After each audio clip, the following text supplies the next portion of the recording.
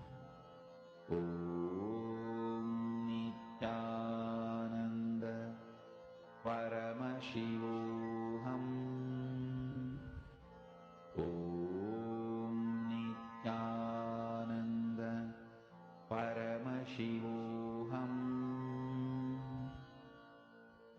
Om Nithyananda Paramashivoham.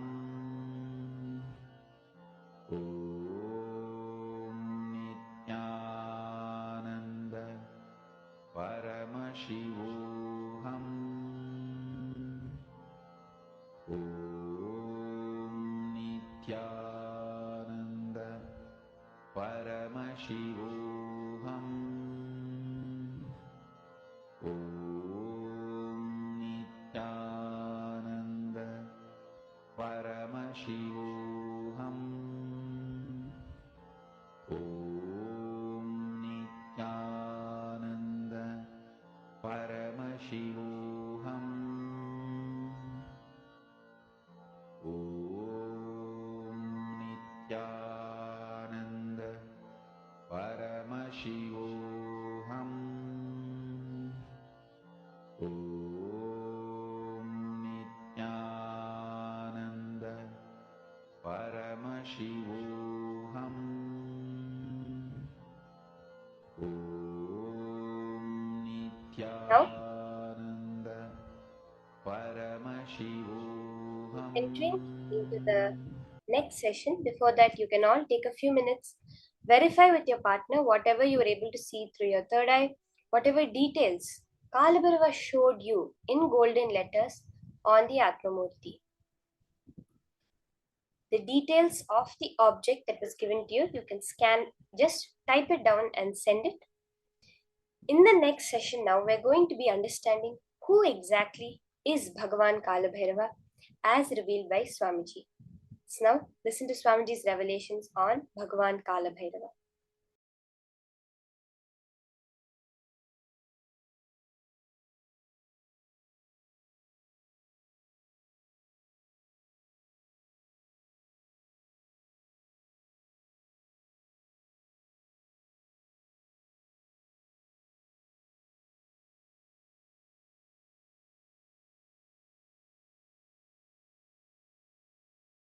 Listen, the principle of time, Kalabhairava. Not just Kala or time, principle of Kala is Kalabhairava. It means, listen, how Kala is experienced in our plane is different. How Kala is experienced in higher zones like a Devaloka, Bur, Bhuva, Bu is ours, Suva, Tapa, Satya, the higher vertical time zones, the higher planes. How Kala is experienced, that all that put together is principle of Kala. Principle of Kala is Kalabhairava. Kala is part of Kalabhairava. Understand this. So Kalabhairava is principle of Kala.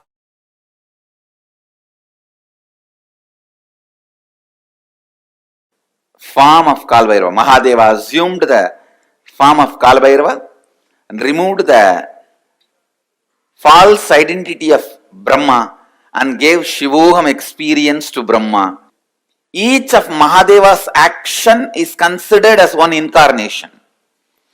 When he came out and destroyed Daksha and his Yajna, that action is Virabhadra. When he came out and destroyed the arrogance of Brahma and gave him Shivoham experience, that action is Kalabhairava. See, at one point, constantly creating, Brahma forgot he is doing it because of the blessings of Mahadeva, with the energy of Mahadeva.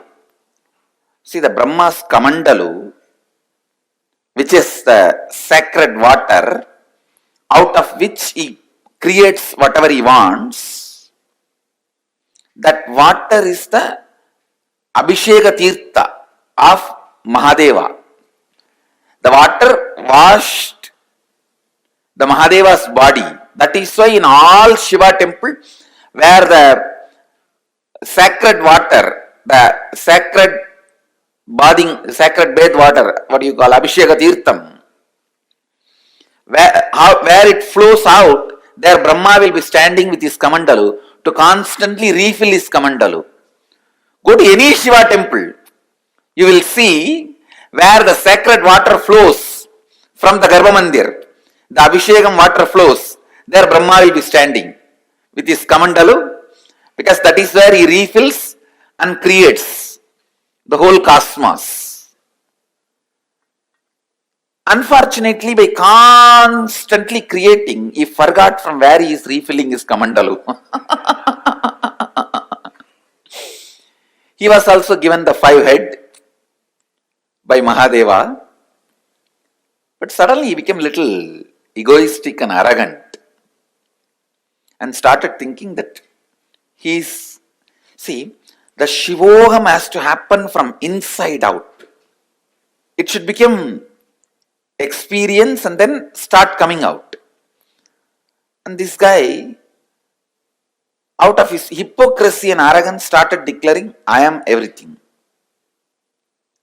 So now Mahadeva has to make him understand and give him that real Shivoham experience.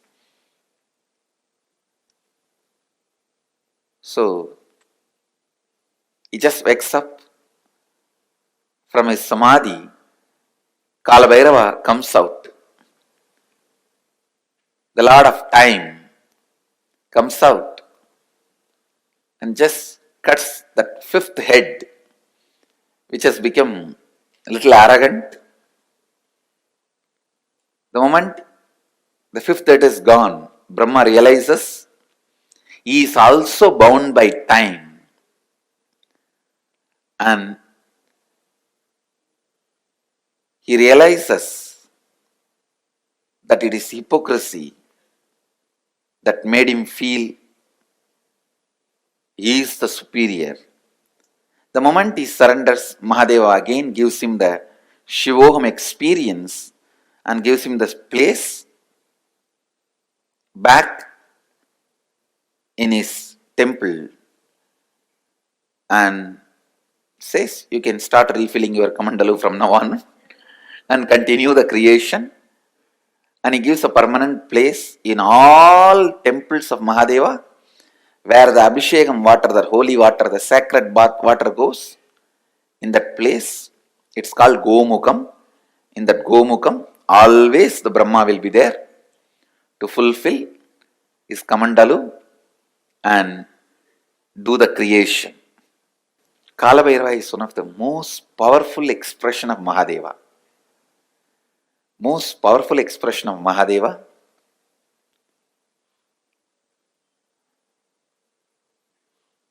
He is the energy on which all the memories are stored. All the memories are stored. Space is the energy where all visualizations are stored. Time is the energy, all memories are stored. Cosmic record keeper. All the word documents are kept with Kalbhairava. All the visual documents are kept in the space. The space, embodiment of space is Nataraja. So Nataraja keeps all the visual documents and Kalbhairava keeps all the word documents. So anything happened, happening, yet to happen, you can just ask Kalbhairava, he will pull it out and give the whole record. And moreover, most powerful expression, easily accessible. The moment you call, he will be there. That's the beauty of Kalbhairava.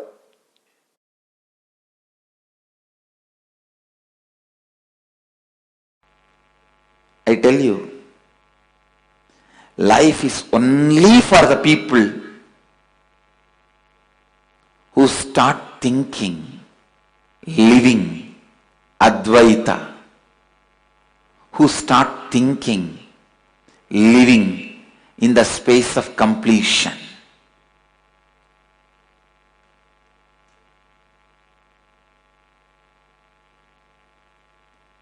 I tell you, I am revealing the logic of Kalabhairava to you.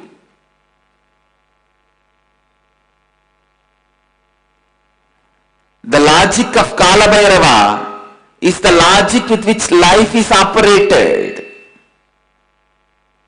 Understand? None of your questions life cares about. You go on asking questions. Why good people suffer, bad people flourish? All those questions are from your arrogance. Life never cares about your questions. Life will not care about your questions. Life will not care about your stupid rationality. Life will not care about your illogical logic. Kala, he goes on happening. He goes on happening with this one logic. Understand? Just with this one logic.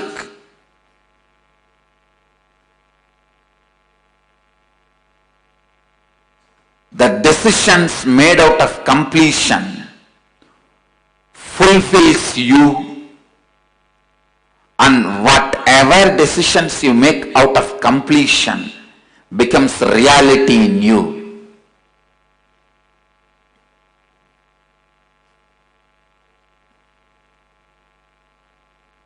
It is your decision, your courage to be in the space of completion. Only that is rewarded.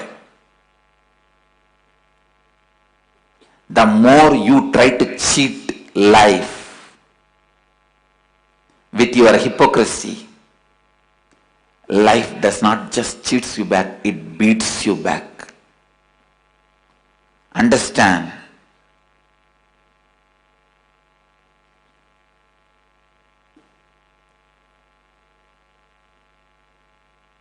The soft, goody-goody, hypocritical, civilized fellows go on question the terror form of Kali and Kala. Whether you question or don't question, the logic of the Kala is life. He runs the life. His logic wins. His will prevails.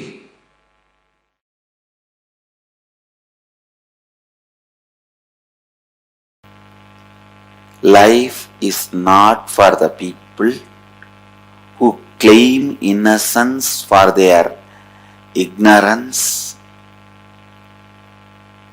who try to claim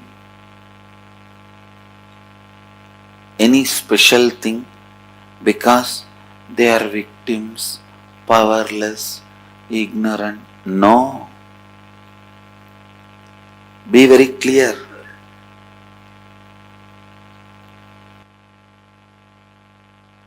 Life is run by Kala Bhairava. Kala. If you stand up with powerfulness, he will mirror that. If you stand with powerlessness, he will mirror that. If you stand up with responsibility, he will mirror that. If you stand up with irresponsibility, he will mirror that. If you are powerless, the only thing he will tell you is complete with it and get out of it. Complete with it and get out of it. Complete with it and get out of it. Feeling you are a victim is nothing but taking revenge on your own life. It is suicide. you killing yourself, you destroying you. Feeling victim-like is you killing yourself, destroying you. Understand? So many times I have seen people again and again and again think, if you feel you are powerless, innocent, incapable, you should be forgiven. Listen. Completing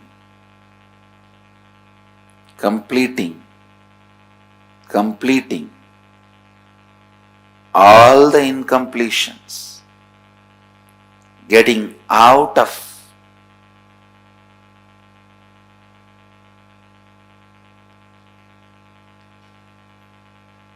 the victimhood is living Advaita. Understand? Advaitic activism means again and again and again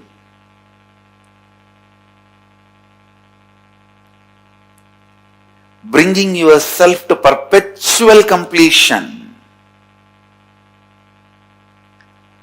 Perpetual completion is life. Life runs by perpetual completion. Life runs by perpetual completion. Understand? Perpetual completion is Advaitic activism. Constantly complete yourself. Completion is nothing but the decision to drop your past incompletions and never let them have influence over you again. That's all.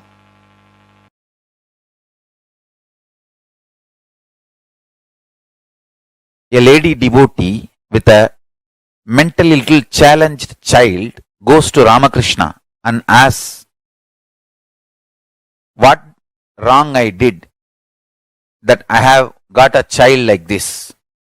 Ramakrishna says, remember that child is God and take care, you will become enlightened.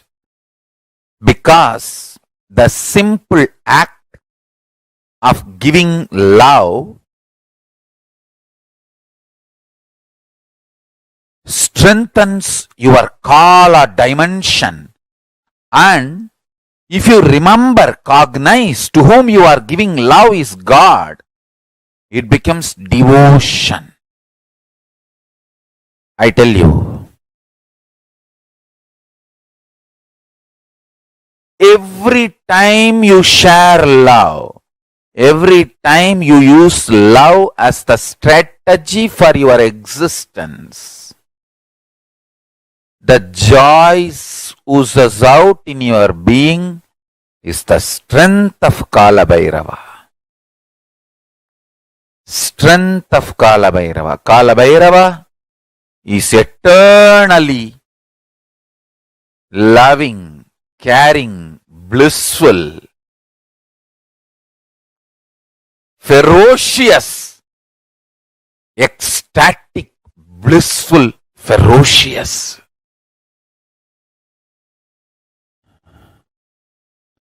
Meditate on him. Be eternally loving like him. You will be just. Understand? All justness manifests from extreme love. That is why Kala Bhairava is Lord of Yama. Kala Bhairava is the Lord of integrity. Kala Bhairava is Lord of justice. All justice is delivered cosmically only from the pure space of love.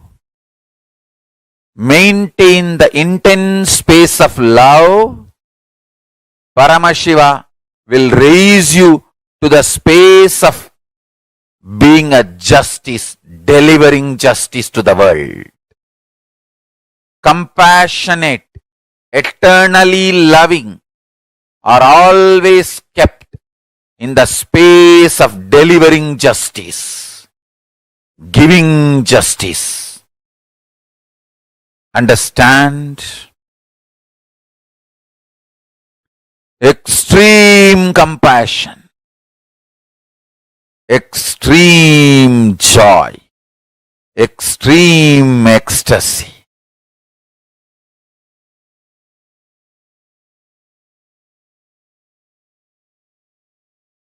Brings intense powerfulness and strength in you.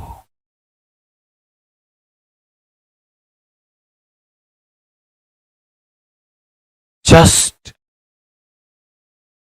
go on be sharing smile and love to anything you see.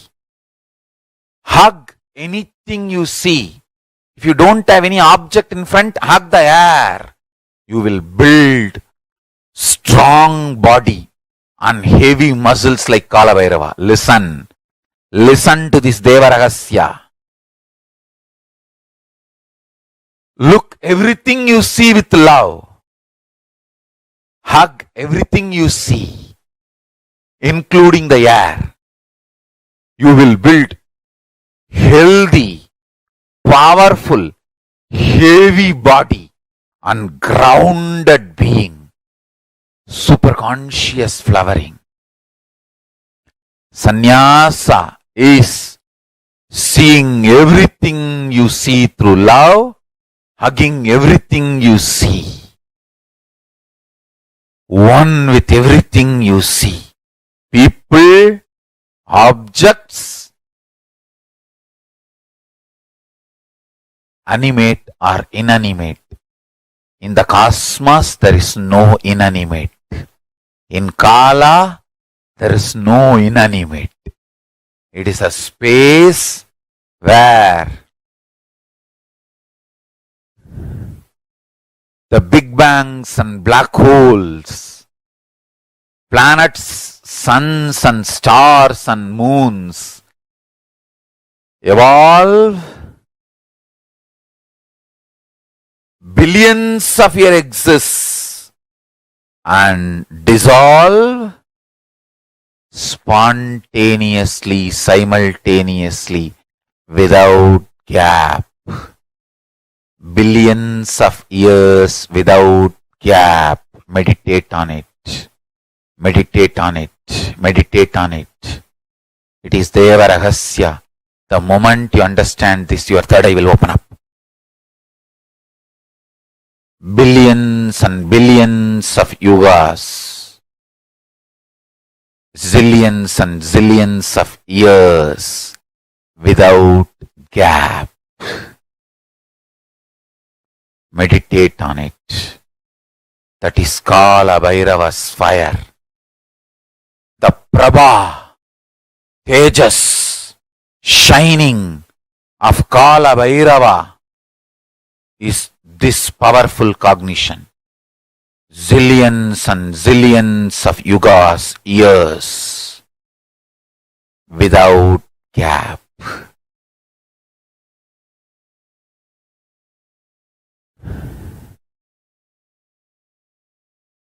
Universes, multiverses happen, exists for billions of years, dissolve, but no gap.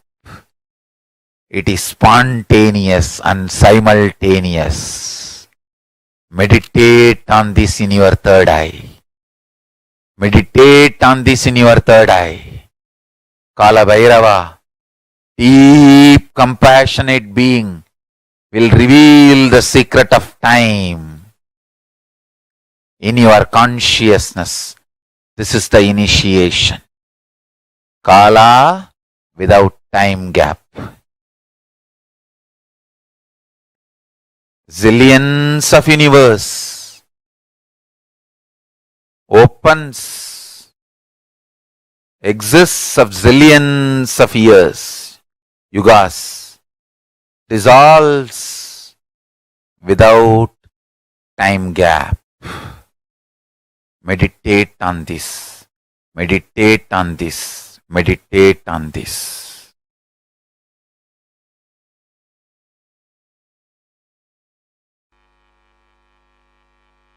Go and tell Kalabhairava, all the known incompletions I commit with you, I will complete. All the unknown incompletions is your responsibility. I am surrendering to you. And I tell you, he really responds and completes. Whenever you ask him to bring completion to you, he is embodiment of compassion. Whenever you associate you with incompletions, he is the terror. Which side you are standing only decides whether he is terror or compassionate being. He is the most compassionate if you are standing on the side of the completion. He is the ultimate terror if you are standing on the side of the incompletion. He can show the extra teeth and the smile both. He can show the terror teeth and the smile both. He is the only God capable of that. To terror teeth and the wide smile. If you associate yourself with completion, he has such a sweet smile for you.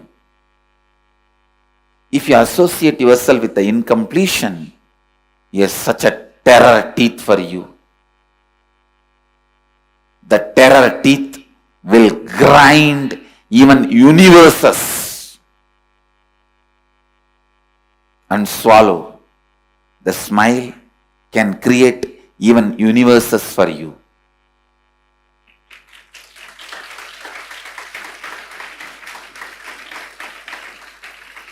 Always have this agreement with Kalabhairava. All the incompletions you make me known, I commit with you, I will complete them. I am responsible for it. All the incompletions unknown to me, you are responsible for it. And I tell you, he always agrees for this agreement because he is teaching you this agreement.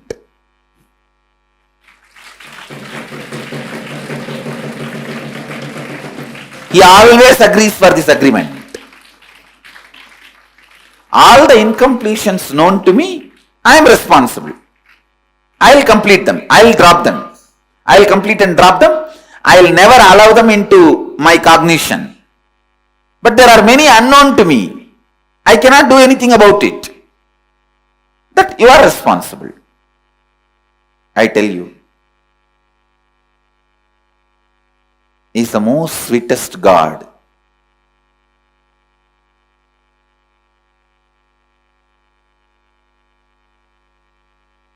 He is the most sweetest God.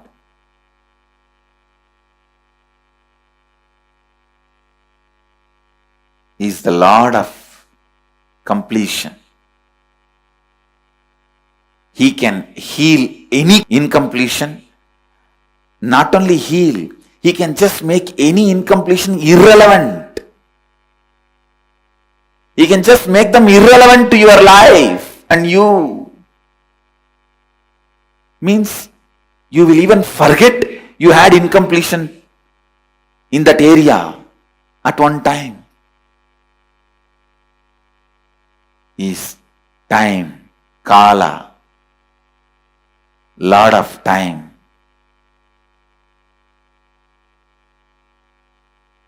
So go and tell him, all the incompletions I have about my vision, my seeing, which is known to me, I am responsible. I will dig them out and complete and drop. Whatever is not known to me, you are responsible, complete them. Or make them known to me, so that I can complete. Either I should be Lord of life or you should be Lord of life. No third person in between you and me.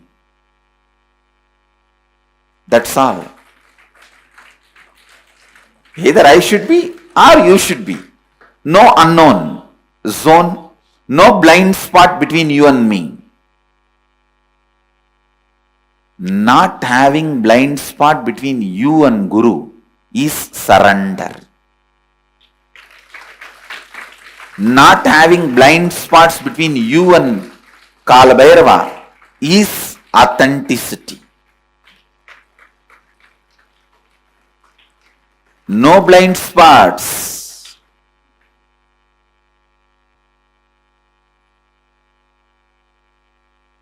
Either for all this I am responsible and I am completing it, and whatever is not known within my framework, you are responsible.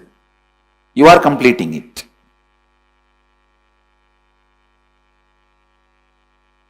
But ultimately, we are neither going to have known incompletion nor going to allow unknown incompletion. That's all. Neither known incompletion nor unknown incompletion. Both will not be allowed.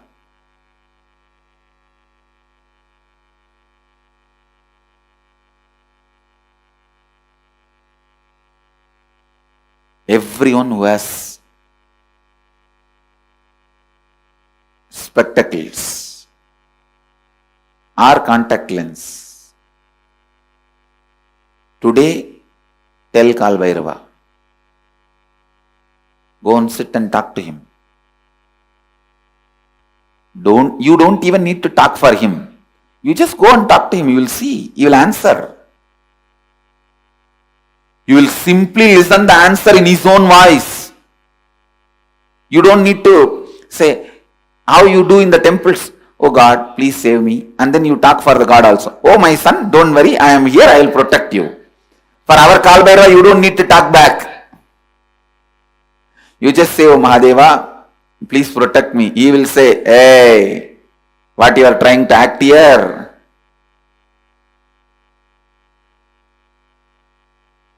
Complete with all this incompletion. Others I will take care. He will talk to you in his voice. He is Swayam Prakasa. And alive.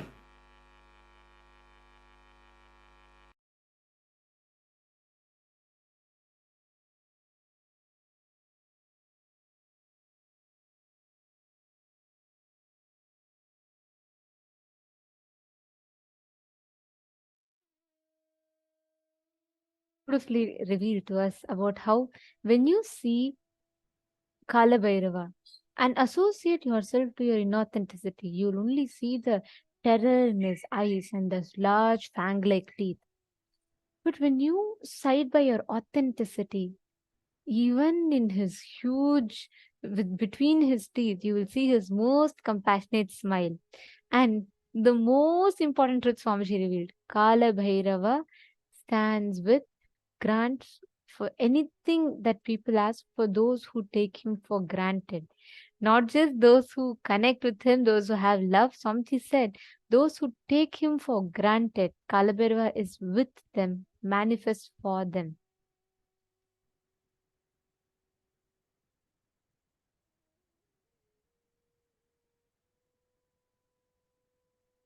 Every one of us are literally going to be experiencing this dimension of Kala Bhairava.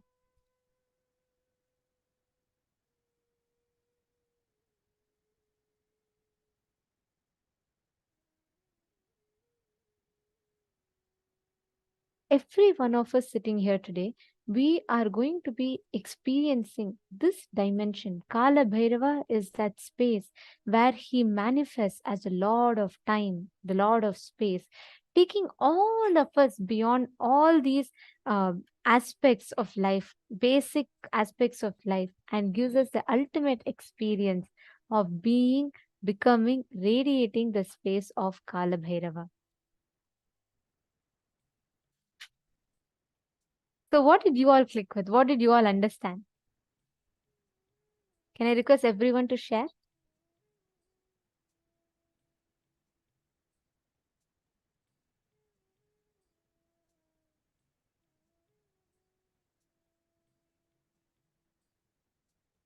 Great. Mamina Haridas. Wow. Okay. Wonderful. Can I request all the participants to share? What did you understand? Who is Kala Bhairava? What dimension of Kala Bhairava did you click with?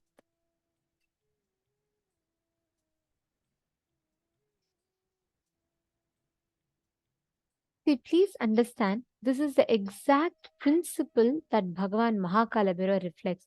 Mahakalabhairava, the Lord of time and space, when you just sit in his presence, when you associate yourself with the incompletions, then he becomes literally Kala, death itself to you.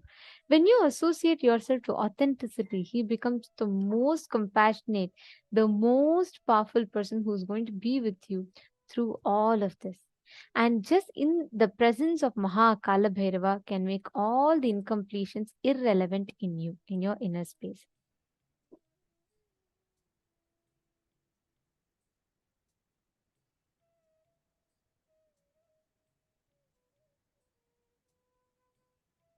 Gakaro Bhairavam Nyeyam Muktabham Shatrunashanam Gakara Kala Bijam Cha Kalam Sarva Jayam Bhave. The letter Gha is related to Bhairava. It is in the color of the pearl. It has the power of destroying enemies. The letter Nya is related to Kala Deva. It is in the color of black. It has the power of bestowing victory in all endeavors. Life is only for the people who start thinking, living in the space of completion.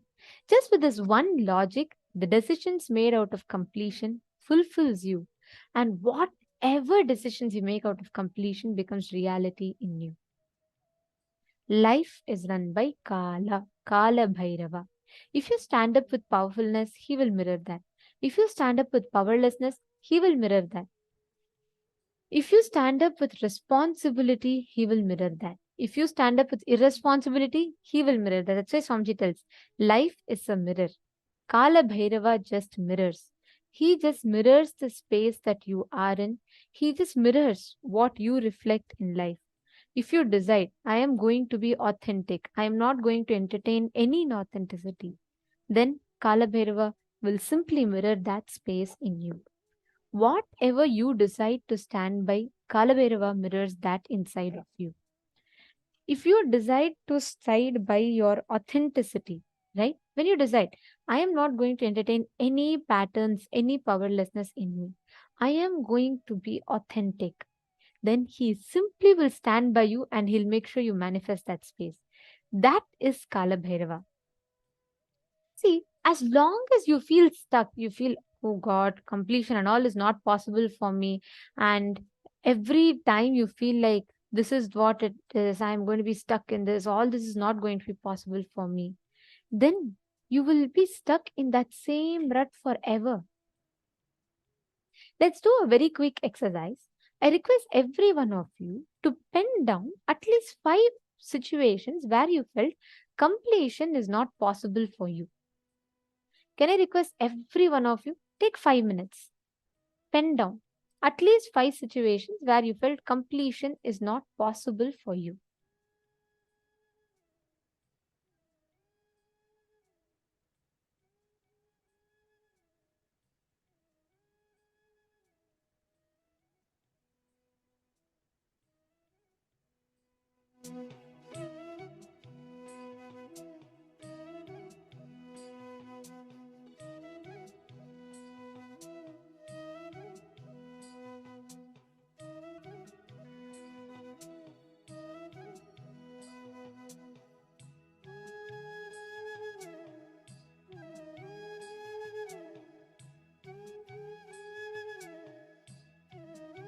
Once you pen that down, look inside and inside yourself. Identify the real reason why you did not complete with those patterns. Even though you are suffering from them, why you chose not to complete with those patterns. Is it because you were lazy, bored, uninspired, or arrogant? Look inside you. Identify the exact reason inside of you.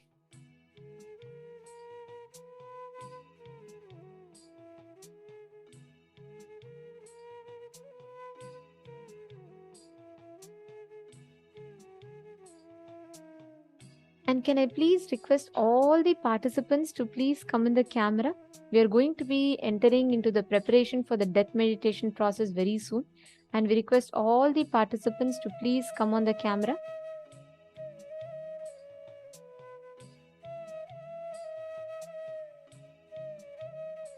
See, today's should not be missed at all. Today's is a very, very important process, and the death meditation process should not be missed by anyone. We request all the participants to please settle down and make sure you're on camera. We understand for many of you it is quite late in the night. It's your midnight time. Please make sure that you're all coming in the camera. Please settle down. Just have some water. Keep yourself hydrated.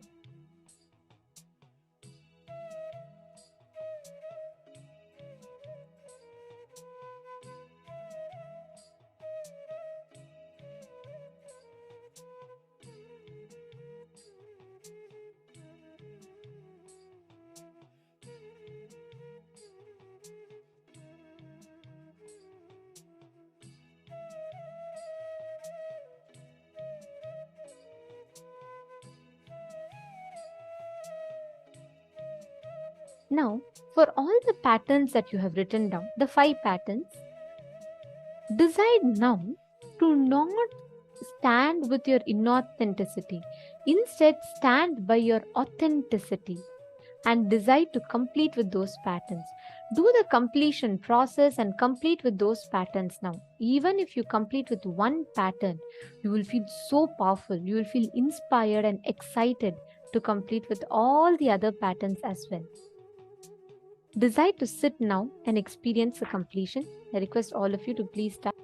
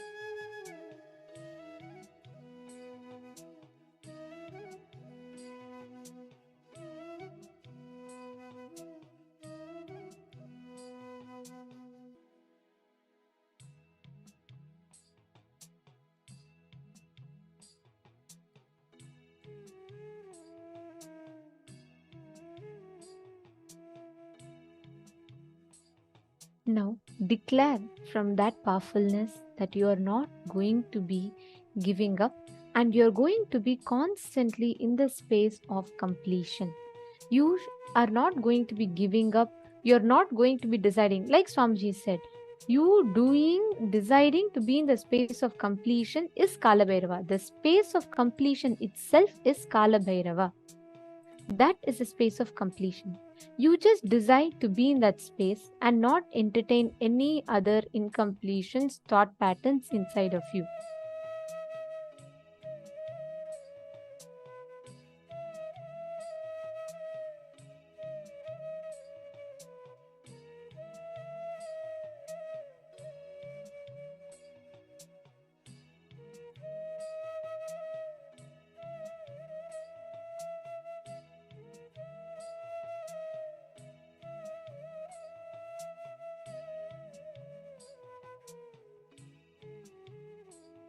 You understand? Just your decision to side with Kala Bhairava, your decision to side by your own authenticity is powerful enough.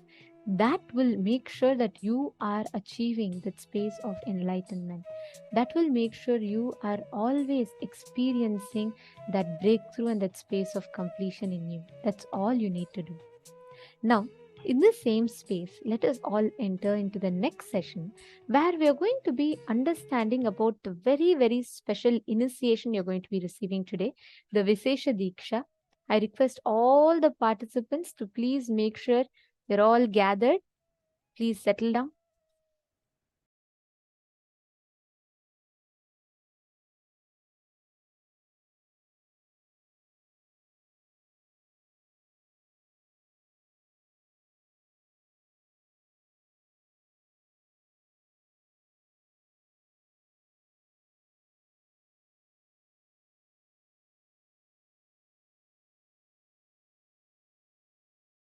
Actually, the Vishesha Diksha is fundamentally initiating you into power manifestation and opening the doors of KAILASA for you. That's literally the Vishesha Diksha. Vishesha Diksha is 4 reasons why it is so important. First, it directly opens your personal connection with Paramashiva and KAILASA space. Second, you are initiated into all the power manifestation signs. Third, you have personal, intimate version of Paramashiva, Atma Linga, for yourself.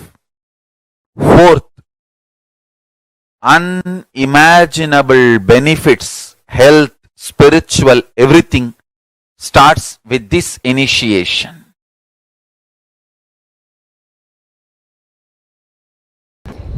Understand, Vishesha Diksha is giving you superconscious breakthrough. The action now I am supposed to perform. I do not know whether the Acharyas read out Somasambhu Paddhati to you. The action I am supposed to perform now on them is taking their old life out and dumping it and putting the Shivatma, means Shiva's consciousness, from my Anandagandha and putting it in them. Read out the whole thing, then they will understand why Vishesha Diksha. Unfortunately, people think Vishesha Diksha means vegetarianism, that's all. No. Shaivam is not just Shaiva meal, Shaiva life. It is initiations you receive and few minutes every day you spend to bring yourself to the oneness. Puja is nothing but bringing you to oneness. For example, I give you my personal cell phone number and tell you every day and on particular time if you call me, you can talk to me directly. Are you going to take that as a load work? Oh, every day I have to call. Or are you going to feel, wow, I have a direct access to him. Every day I can, few minutes, I have a direct access to him. What are you going to feel?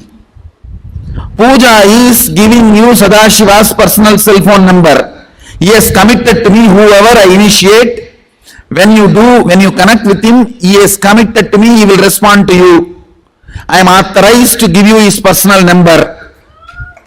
Puja is nothing but giving you the authorization to call him at particular time. And he has committed to me, he will respond to you. Vishesha Diksha is nothing but giving you his personal number, hotline connection.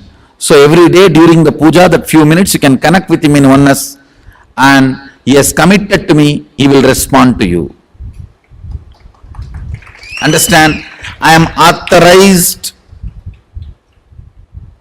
exchange for him. He has given me the authority. That is the reason I am sharing. One more thing I want to tell you. Sometimes people come and try to tell me, oh, non-veg food is a human right. Being human itself is not right. What stupidity you are talking about non-veg food? Your body is not made for that. I am not talking from the sense of moral.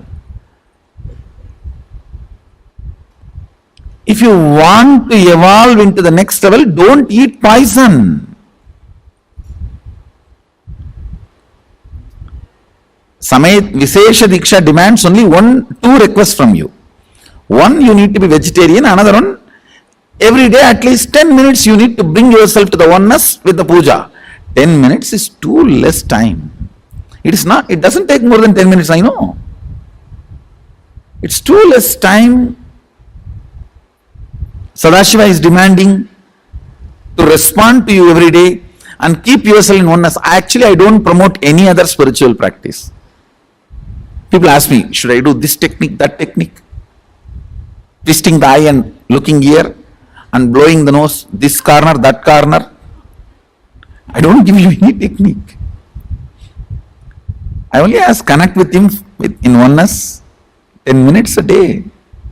I think maximum it takes 11 minutes.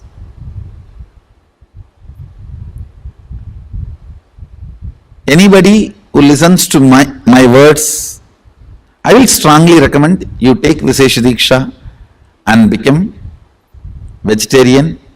That will really help you. You cannot compare, understand? Whether you paid some 5,000 and came for NKY or paid few lakhs and came for MSS, that is not going to decide whether you are going to continue to manifest power and live manifesting powers. Whether you take Vishesha Diksha or not is only going to decide whether you are going to manifest powers or not. So please understand, the secret is in initiations and aligning yourself to the oneness, that's all. So I have to be integrated to Mahadeva, so I am revealing the truths as it is.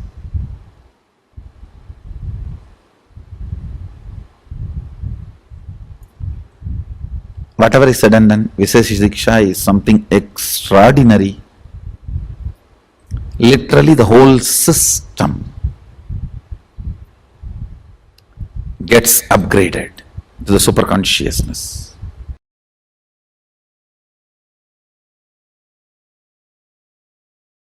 I tell you, in my whole life, it is Nitya Puja, that gave me all the best things of life. Everyday puja, relating with the deities, is the best stress buster. Touch the deities, do decoration, dress up. Even now my best time of the day is when I sit with my deities. When I sit with my deities.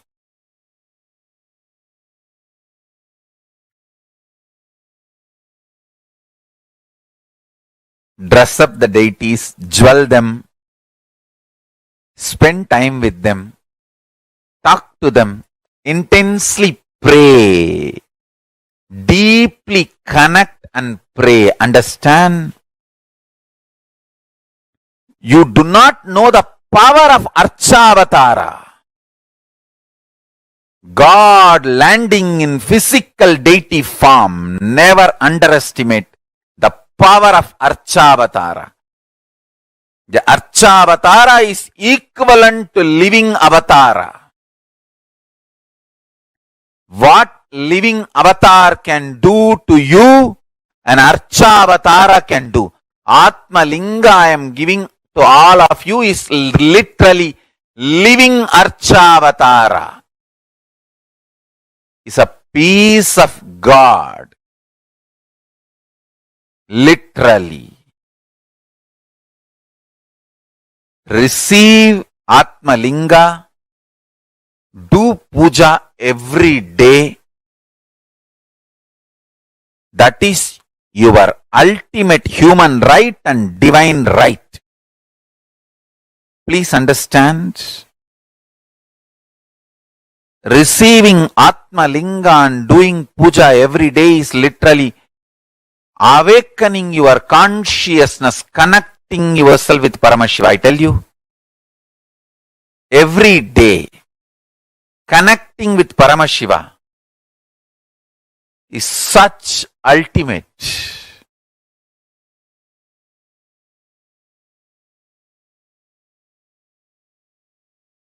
Puja is the time-tested, foolproof, ultimate stress-busting methodology.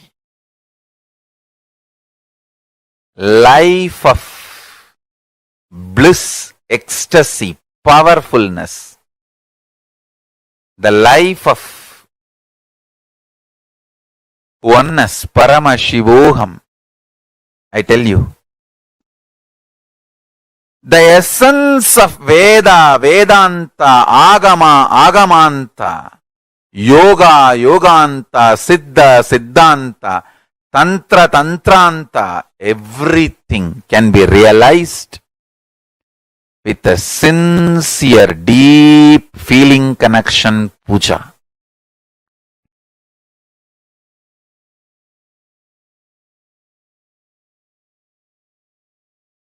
Puja is the ultimate. Especially Nitya Puja. It is just unimaginable lifestyle. We should make as many deities as possible and as many temples as possible. As many people should be inspired, initiated to do Nitya Puja.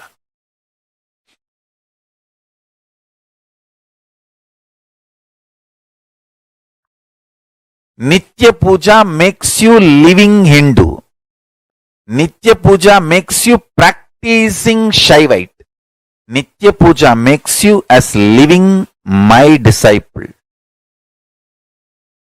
Because I myself do Nitya Puja every day. Even if I am in deep Samadhi, I get up, do my morning rituals and do the Nitya Puja and again rest in Samadhi. I may not eat for days, but I will never miss Nitya Puja.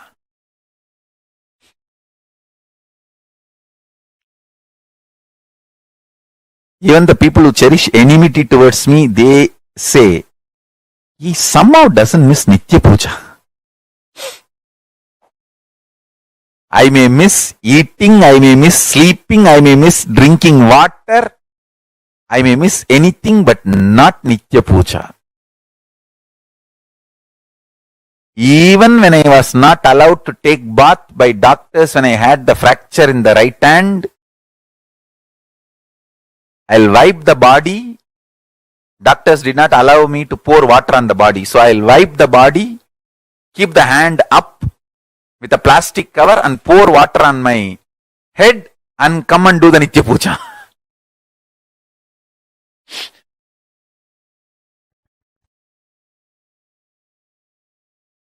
I may miss eating, I may miss sleeping, I may miss drinking water. I may miss anything but not Nitya Puja. I may miss food, I may miss eating, I may miss sleeping, I may miss drinking water, I may miss anything, but I will not miss Nitya Puja. And I strongly recommend all my disciples to develop this as your lifestyle. Nitya Puja is the ultimate lifestyle. Puja is the time to connect with Paramashiva. Actually, puja is the personal, intimate time with Paramashiva.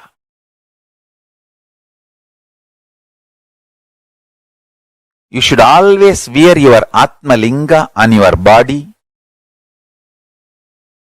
and every day do puja. Nothing like that.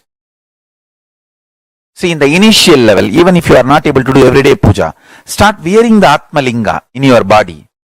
Slowly you will pick up the habit. You will feel, wow, when I do puja, it is so nice. Every day you will start having inspiration and start doing the Anmartha Puja, the personal worship, personal connection with Paramashiva. I tell you, if at all we need to write in one line in my autobiography or biography, because there will be thousands of biographies. There will be one autobiography by me, but there will be thousands of biographies. If I had to reduce the whole thing to one line, what is the one thing Swamiji never missed in his life? You can't even say breathing, because many times in Samadhi I stopped breathing. The only thing I never missed in my life is Nitya Puja. Many times I have stopped eating. Many times I have stopped sleeping. Many times I have stopped drinking water. Many times I have even stopped breathing. The only thing I have not stopped in my life is Nitya Puja.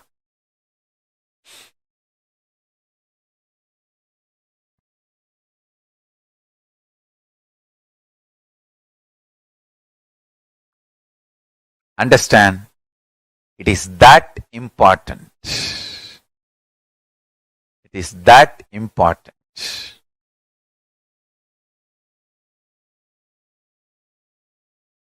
Nitya Puja cleans your whole system, detoxes, ripes your consciousness, makes your consciousness open up in your system. The essence of Veda, Vedanta, Yoga, Yoganta, Agama, Agamanta, Siddha, Siddhanta, Nada, Nadanta, Bodha, Bodhanta, everything is Nitya Puja.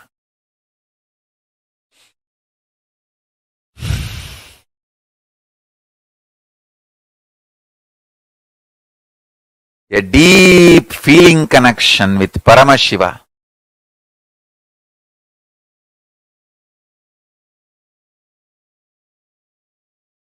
And praying to Paramashiva, connecting with Paramashiva, pouring yourself at the feet of Paramashiva is Nitya Puja.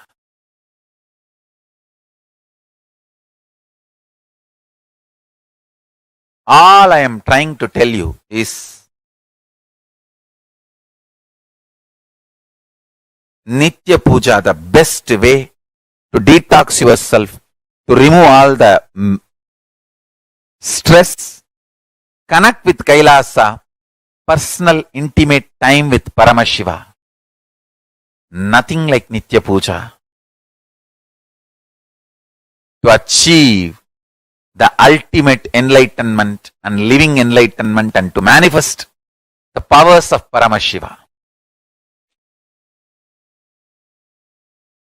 To manifest the state, space, powers of Paramashiva, Nitya Puja is the best. essence of Veda, Vedanta is Tattvamasi. Essence of Agama, Agamanta is Shivoham. Essence of what I am teaching, Veda, Vedanta, Agama, Agamanta, Yoga, Yoganta, Tantra, Tantranta, Bodha, Bodhanta, Nada, Nadanta, everything is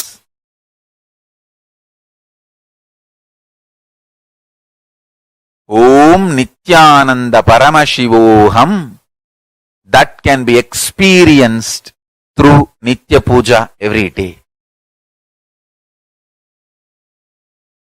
So,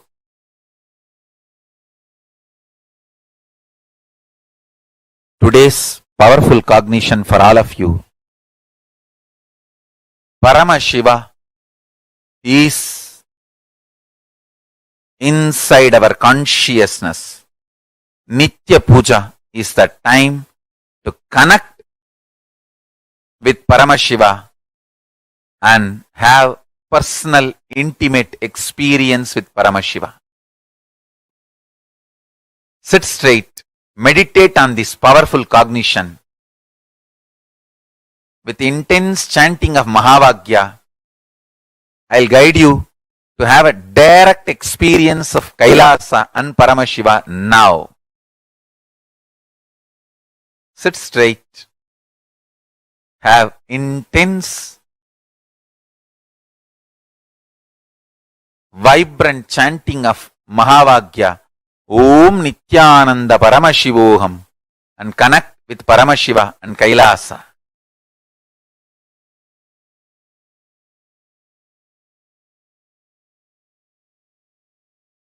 Upasana is literally Samipya Mukti and Sarupya Mukti merges into Sayujya Mukti. Understand?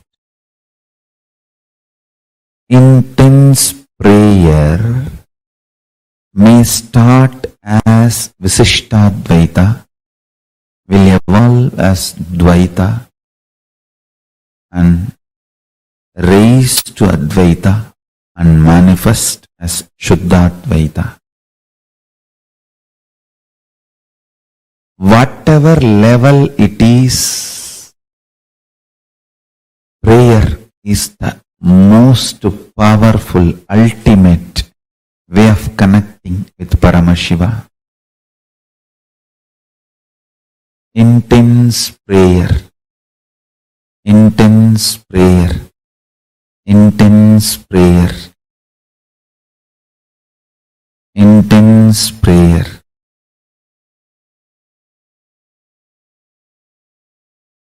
People ask me, when thousands worship you, why do you bow down so much in front of the deities? And understand, this is the secret. When you sit in oneness, you should know very clearly, even when I pray, I am you. When you are operating in relative existence, you should know, even when I am one with you, I am praying. I am devoted to you. In relative existence, always be devoted. In reality, always be one. Understand, duality is not ultimate. I am repeating again.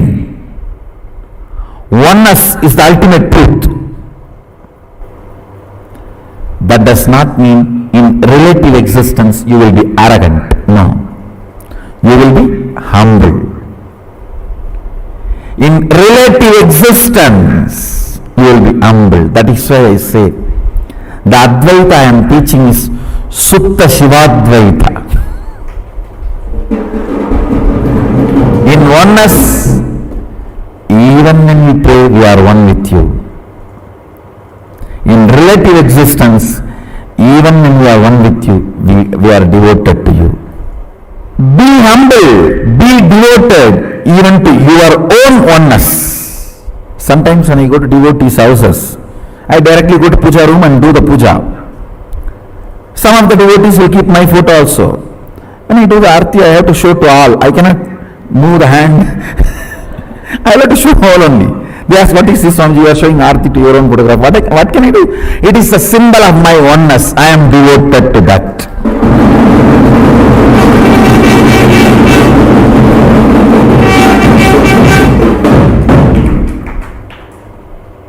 Even I bow down to. See, you have both component. Your oneness, Shuddhatvaita, and your relative existence, to which you are going to be devoted, that is going to manifest in you more and more. That is going to be strengthened in you more and more.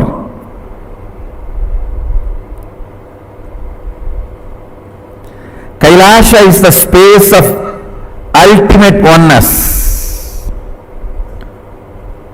Sachidananda, ultimate oneness. Understand? Kailasa is the space of ultimate oneness. And if you hear only the Shabda, you can read your mind. If you hear only the Nada of Kailasa, you can read others' mind.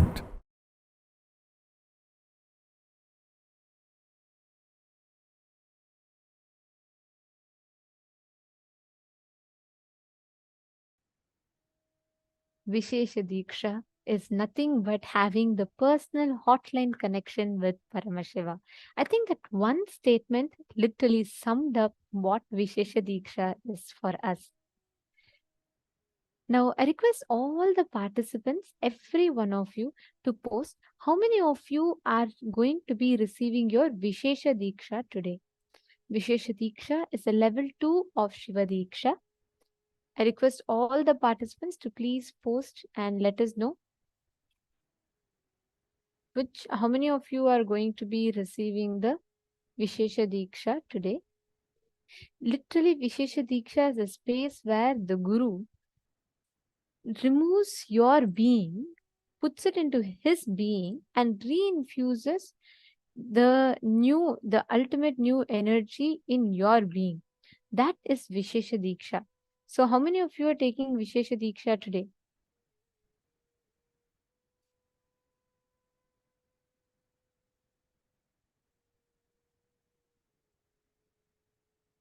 Actually, Swamiji started this Vishesha Deeksha in the year 2015. I think mainly like Swamiji with all this ritual.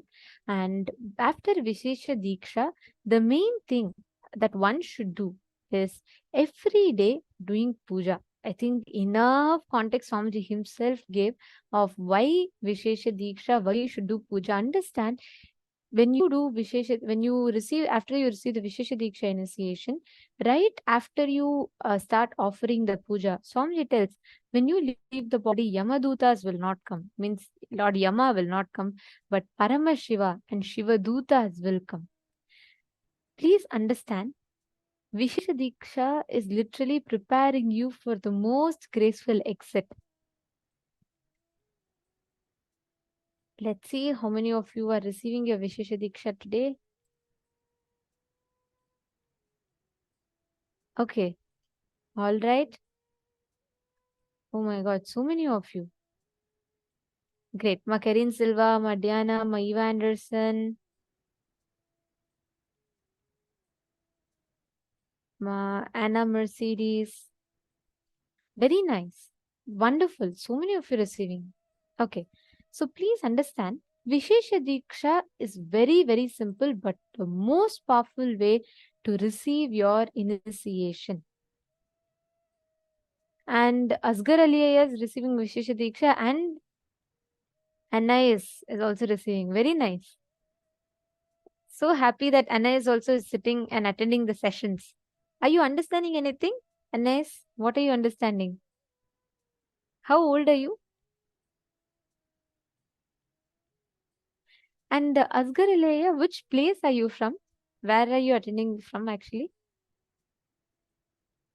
Sumit Agrawalaya really wanted to tell it is beautiful to see your sincerity. I know it is night time for you, and I see you attend through day and night of your time. You sit up, you attend. That's really wonderful. That shows like your sincerity of you wanting to experience Paramashivoham. So that is very beautiful to see you sitting and attending. Oh, very nice. Just 9 years old. Anas is doing just the right thing for him, right? 9 years old only and sitting and attending and listening to these powerful cognitions, it's just too beautiful. Gatis Jurevics is asking, okay, Gatis, please understand. It is like Vishesha Diksha is like you receiving, you are entering into, it is like you asking me, okay, can I enter into a treadmill and can I not walk? Is that okay? No, then there's no point of getting into the treadmill, right? You have, once you receive Vishesha Diksha, you are harnessing your own inner ability, inner potential to receive, to go beyond death. So once you receive Vishesha Diksha, you should be offering the puja every day, and it is as per the guidance that Paramashiva himself has given. So every day doing Guru Puja and Shiva Puja is a must after receiving the Vishesha Diksha.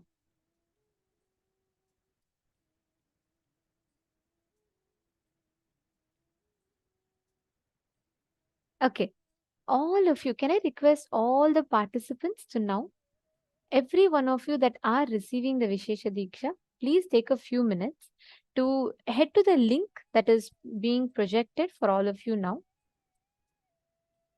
And please sign up in the link that is shown. You all can see. You can go to events.kailasa.org/Paramashivoham L3.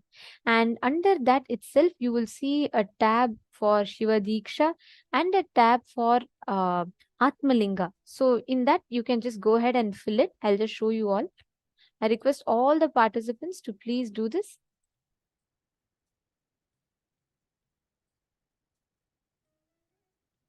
You all can head to paramashivoham.org, the link that was projected for all of you. Yes.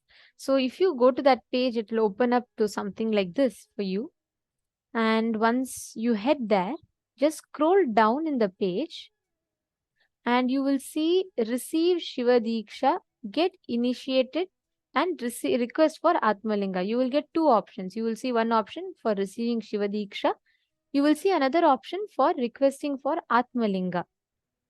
So for receiving Shiva Diksha, you can just click this and it will take you to this. You can fill it and you will be able to sign up. And it's a similar process for receiving the Atmalinga Diksha as well. So Atmalinga is basically, if you do not have an Atmalinga already and you would like to request for one Atmalinga, you can go ahead and fill up this form.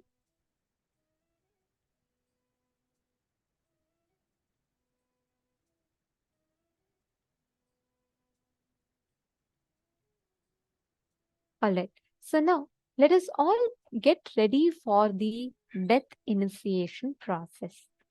Can I request all the participants to come back, settle down in front of the camera?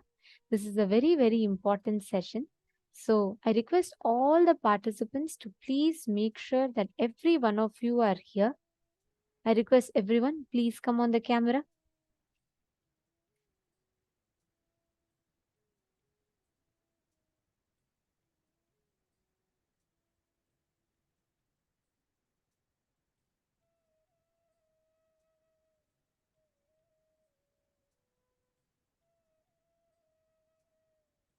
Nithyanandam, I'm seeing that some of the participants have still not settled. Please settle down.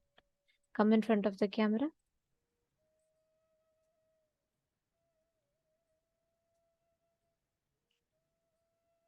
Nithyanandam, Ainishi, can I request everyone to please sit up? See, these sessions are too important. Do not miss these sessions. And this is a very, very important preparatory process for today's Deeksha. I request everyone to please come on the camera, and during the death process, if anyone is not in the camera, we will be having to move you all into the waiting room. So if we request all the participants to please come in the camera. From now onwards, all those who are not in the camera will be moved to the waiting room, because we are preparing ourselves for one of the most important initiations. All the participants that are watching us in YouTube and all the other social media platforms, for you to receive this initiation, for you to be part of death process, you all also can join through the link paramashivoham.org, and please join the two-way video conferencing, because this session is exclusively only for the people who are ready, who are in the two-way video conferencing, because it is very important that you are in Naina Deeksha to be able to receive this initiation. So we request every one of you to please have your cameras on. Nithyanandam, dear participants, can I please request everyone to come on the camera, please? From now, all the exercises, all the processes that we are going to be doing, in all of them, we are going to be having this preparation for the death process. After that, we will directly be entering into the death meditation process itself. So for the next 2 hours, please do not move. Please do not do anything else. Please do not get distracted. Please do not go into anything else. I request every one of you to please settle down.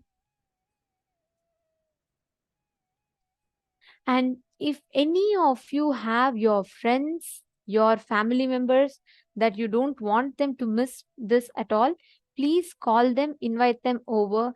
Please let them join now.